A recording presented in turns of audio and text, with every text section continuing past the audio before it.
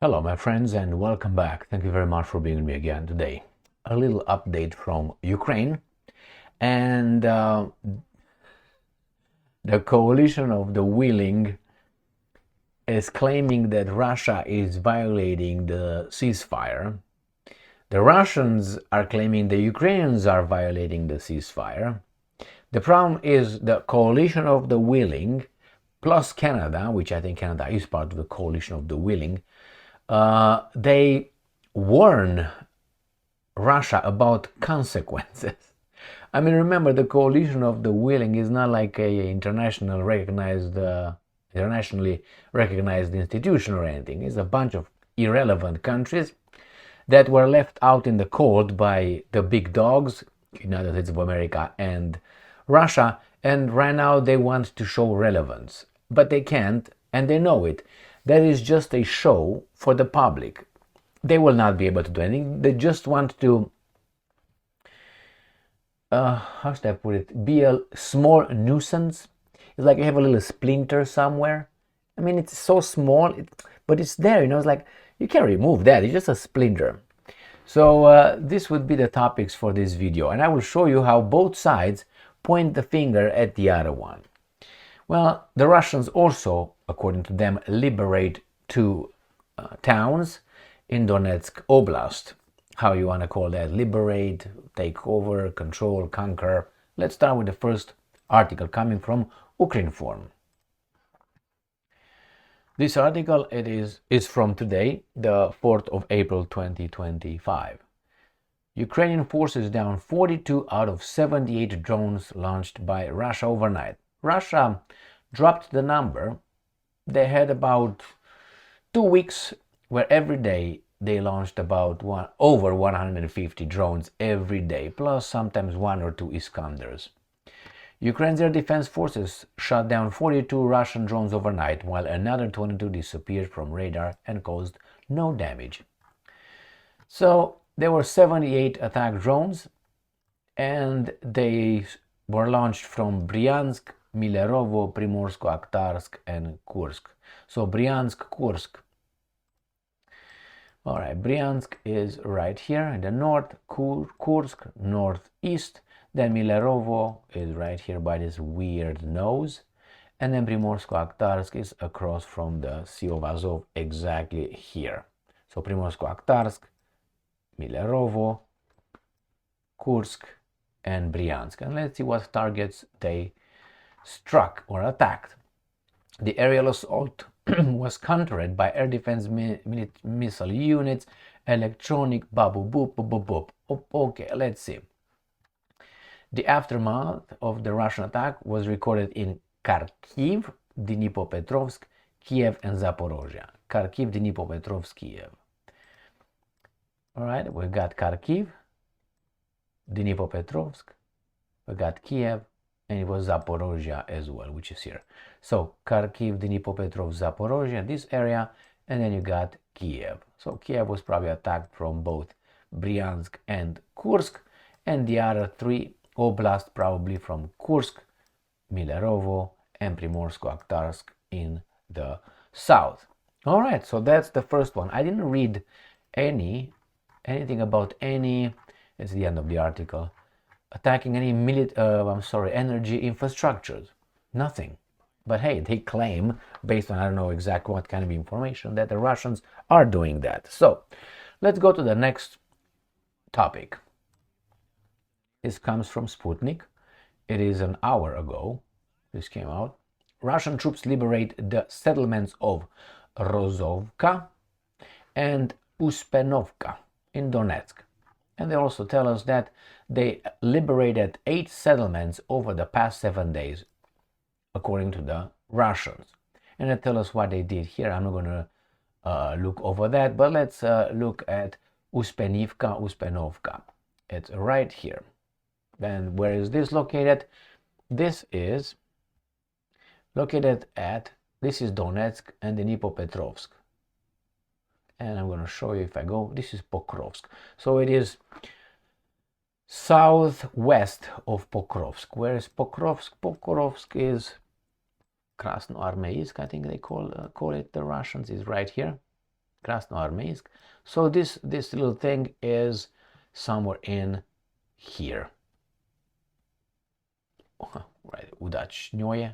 This could be, I don't think it's Uspenovka. It doesn't show here, but remember, it is in the southwest, probably in here. Next one is the town of, which I couldn't find actually. They say Rozovka, but it's not Rozovka, it's call it Rozovka or something.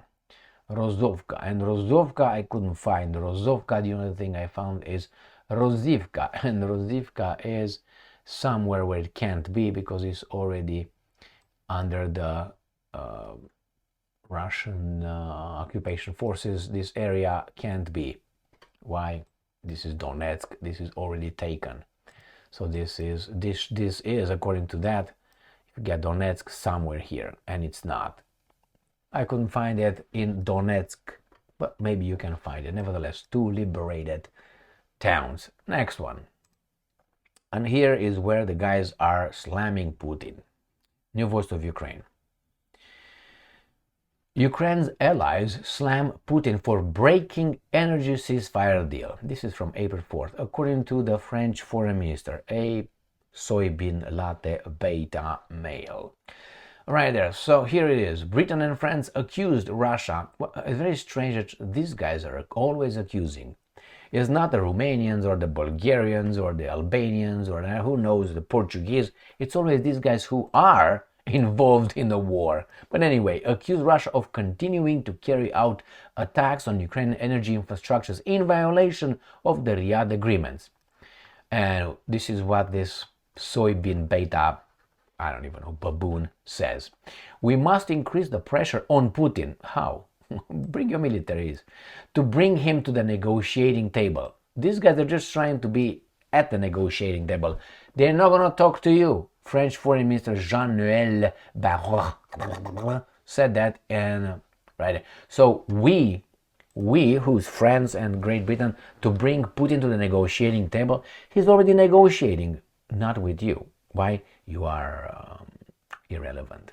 All right. So this is according to the baboon from France and Great Britain. But we have these guys jumping on the gravy train. Ukrainska Pravda. Canada believes Russia's refusal to agree to ceasefire must have consequences. Like what? Jolie. What could be the consequences? Are you going to go and fight? Do you have any children? You have any children that are going to go and fight? Baby doll? Do you have? Are you going to send them? Or is it going to be some other people, children and husbands and brothers and sisters?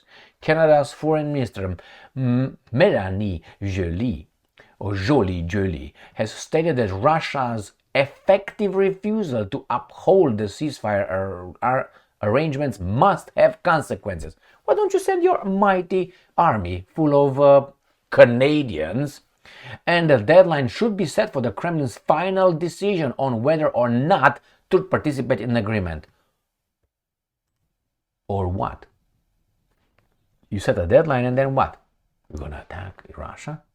41 million of people living in Canada, not Canadians, living in Canada, because I think 1/3 of those are foreign born or something.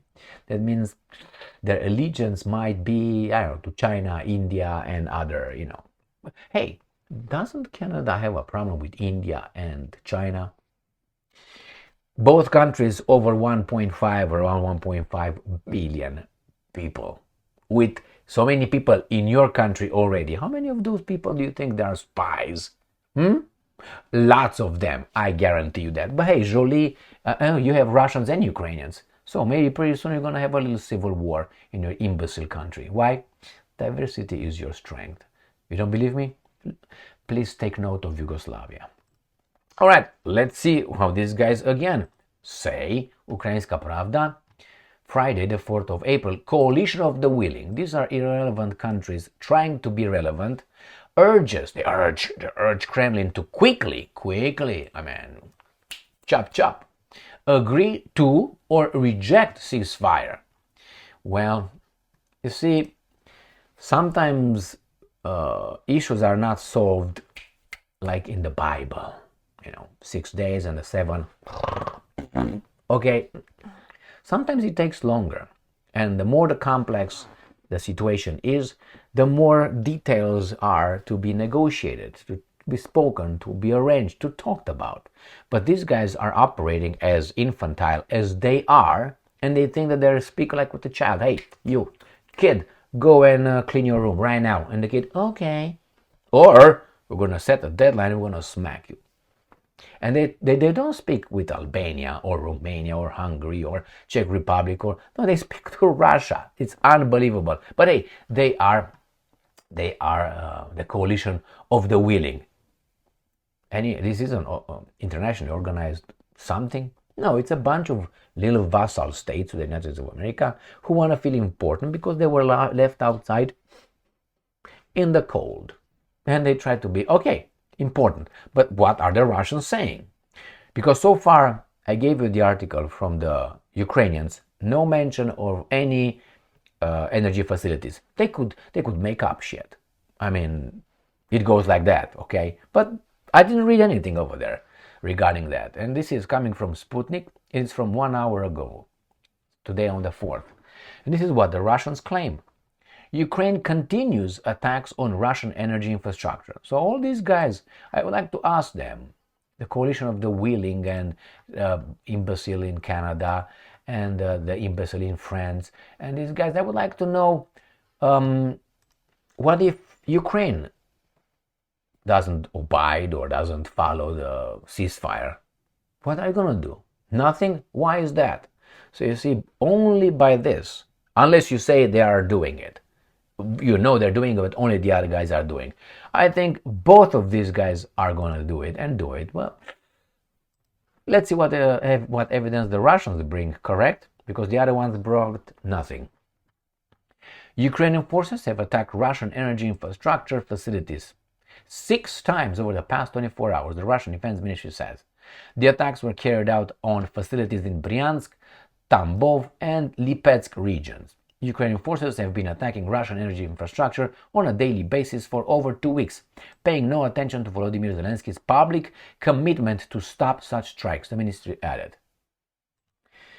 These are only statements, all right, on all sides. The problem is these guys are wiggling their little finger over there only to Russia. And who are those? Great Britain, irrelevant. Remember, Great Britain, I have to find something for the French, because for the Great Britain, they are the opossums.